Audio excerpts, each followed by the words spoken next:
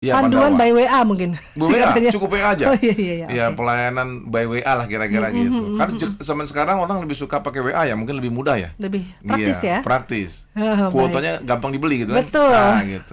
Itu salah satunya. Jadi sangat familiar lah kalau melalui WA, bisa ngecek gitu. Oke.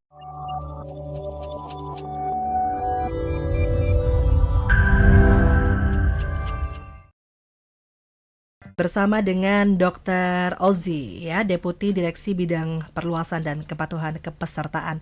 Tadi kita sudah membahas cukup seru di segmen yang pertama tadi ya, Iya, tentang siap. program Pesiar BPJS Kesehatan, petakan, sisir, advokasi, registrasi. Iya. Ini ada berapa jumlah agen pesiar di seluruh Indonesia dong, Dok? Ya, sebenarnya patokannya itu desa. Jadi kalau dihitung ada 2.335 desa. Berarti Wow. minimal di desa itu kalau minimal ada satu grup lah gitu ya, agen pesiar boleh gitu. Oke. Lebih dari situ juga boleh. Satu grup tuh biasanya berapa orang? Paling 2-3 orang lah gitu. Oh, oke. Tapi minimal kalau individu ya satu berarti kan dia, tunggal berarti kan. Betul, betul. Bisa juga Betul.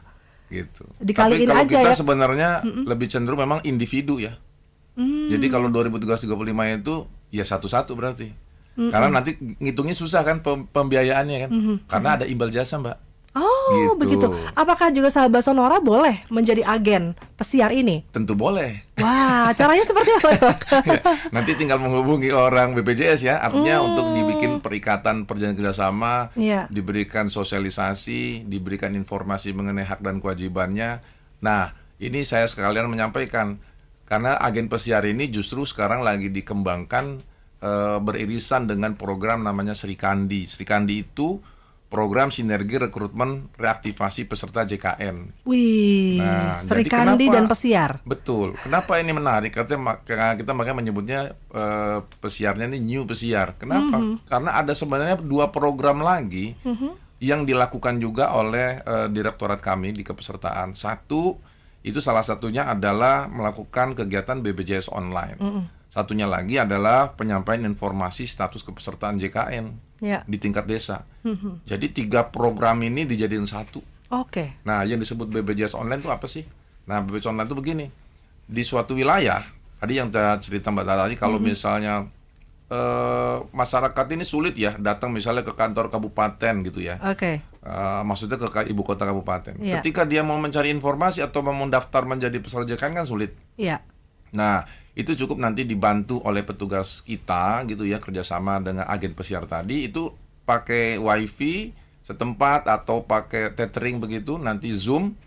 Nah, nanti diberikan sosialisasi, kemudian bagaimana caranya, cukup nanti misalnya dengan secara online itu didaftarkan. Nah, kita mencoba memudahkan itu. Yang kedua tadi yang terkait dengan penyampaian informasi status kepesertaan. Iya, iya. Nah, orang kan kadang-kadang bingung, didaftarkan oleh Kementerian Sosial, oleh pusat. Boleh jadi nggak tahu sebenarnya dia masuk nggak sih peserta JKN gitu. Atau kalau misalnya sudah jadi peserta JKN, apakah dia masih aktif atau tidak? Ya. Nah, itu bisa melalui tadi informasi tadi diberitahukan. Apakah Nah, juga melalui- ada hotline-nya yang ada bisa juga, kita hubungi? ada juga. Jadi kita sebenarnya kita punya beberapa channel gitu ya. Kalau di kota-kota besar yang akses internetnya gampang kan ceritanya beda nih. Tinggal Tadi yang saya bilang buka. agen pesiar itu karena di desa kan. Iya, betul. Nah, jadi melalui agen pesiar itu dia punya fungsi tadi menyampaikan tadi, kemudian BPJS online, kemudian menyisir, petakan segala macam registrasi, Iya. mengadvokasi gitu ya.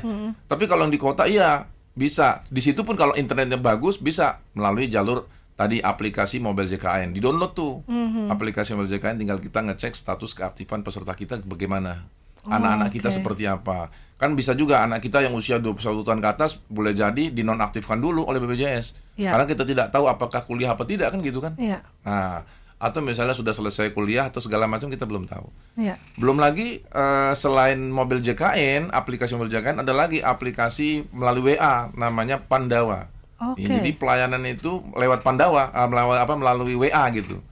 Nah, atau melalui call center 165. Nah, kalau Pandawa itu dia ada ininya, nomornya kan. Se-Indonesia sama ini. Ya, 18118 165 165 gitu ya.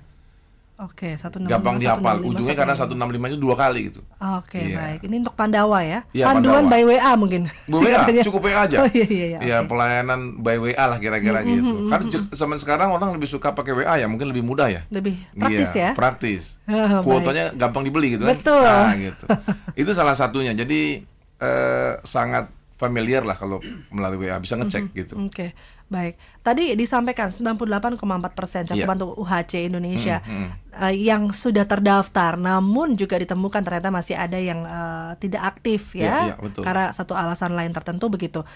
Untuk pendekatan yang dilakukan oleh agen pesiar ini, dokter, apakah ada perbedaan begitu di desa dan kota dan seperti apa tantangannya? Ya, sebenarnya tantangannya karena tadi medannya ya gitu ya. Agak rumit, beda dengan kota ya Iya. kalau kita menyusuri gitu. Kalau pesiar ini kenapa makanya kita perlu benefit ya, manfaat buat mereka tuh apa gitu, rewardnya. Jadi kita kalau misalnya Pemda itu dalam hal ini agen pesiar ini bisa merekrut masyarakat, termasuk juga membantu Pemda, itu kita memberikan semacam imbal jasa gitu ya. Nah, misalnya gini, kami prioritaskan sebenarnya supaya Pemda-Pemda ini juga tidak kepanasan mesinnya gitu, karena kan anggaran juga mungkin boleh jadi ada yang nggak selalu cukup. Sementara penduduknya banyak sekali. Iya. Nah, agen pesiar ini bisa membantu mencarikan misalnya donatur dalam bentuk CSR, badan usaha yang mungkin ada CSR, itu bisa kolaborasi sebenarnya dengan Pemda setempat. Jadi kayak ibarat sharing iuran. Sharing iuran. Ya, sharing iuran. Itulah saya mengatakan pola Sri Kandi tadi. Jadi kalau 50-50 Pemda mengeluarkan misalnya mohon maaf ya 10 juta, ya, kemudian ada CSR 10 juta, itu kira-kira kalau digabung bisa berapa orang tuh yang bisa dijamin? Oh Itu iya. namanya sharing iuran.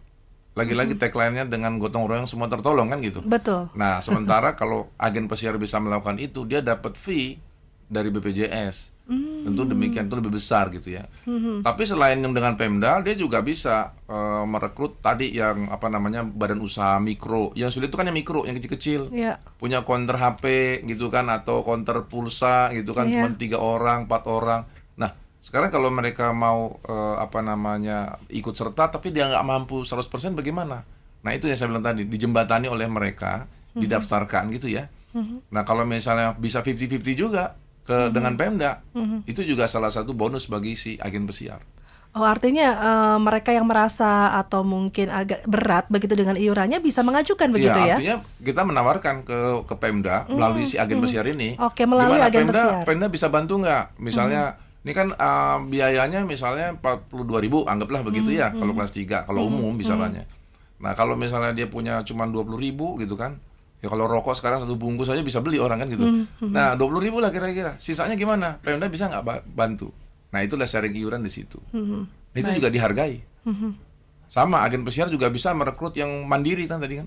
Iya. Wah, saya mau secara pribadi saya pengen daftar gitu. Boleh, dia bantu. Iya.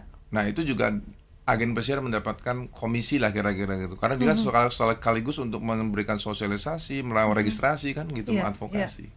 Wow, Itu menarik. salah satunya yang ya benefit ya buat agen pesiar gitu.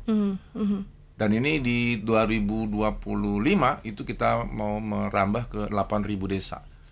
Karena kalau jumlah desa Indonesia itu kan ada sekitar 85.000 nih. Nah, kita coba lihat 10% aja lah. Kalau 10% ya mungkin 8.000 atau 8.500. Ya kita masih butuh nih.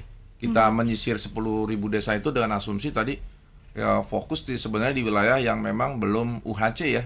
Tadi kan kalau bicara 98,4, kemudian Iya. yang keaktifannya anggaplah 79% gitu ya. Itu kan masih ada rentang memang bisa dilakukan advokasi dan dipetakan, disisir lah gitu. Baik, ini dengan adanya pesiar yang dimulai di tahun ini begitu ya, Iya, dampaknya seperti apa? Dampaknya lumayan, artinya mereka sudah mulai awareness-nya. Paling tidak Iya. kalau bagi kami itu dengan adanya agen pesiar ini awareness-nya jelas gitu. Mereka makin tahu. Dari tidak tahu jadi tahu itu udah alhamdulillah, udah bagus. Iya, iya. Akhirnya mereka akan cari tahu, oh bisa ya daftar, oh bisa ya misalnya mencicil iuran segala macam, berbagi iuran gitu ya, sharing iuran. Oh bisa ya misalnya paling tidak dapat informasi juga, bukan hanya dia didaftarkan, tapi kalau saya sudah daftar mau aktif gimana kan kira-kira gitu. Nah gitu kan. Dia diberikan jalan seperti itu. Baik, targetnya seperti apa untuk pesiar ini? Harapannya sih tadi, kalau target yang jangka panjang sampai 2029 itu, UHC itu kan harusnya 100%, keaktifan 100%. Kita mau memastikan semua penduduk Indonesia itu punya jaminan, punya perlindungan. Apakah tadi dibayarkan ataupun bayar sendiri, lain lagi ceritanya kan gitu. Yang penting ketika mereka sakit, jatuh sakit, tidak boleh terjadi kerugian finansial bagi dirinya, bagi keluarganya gitu.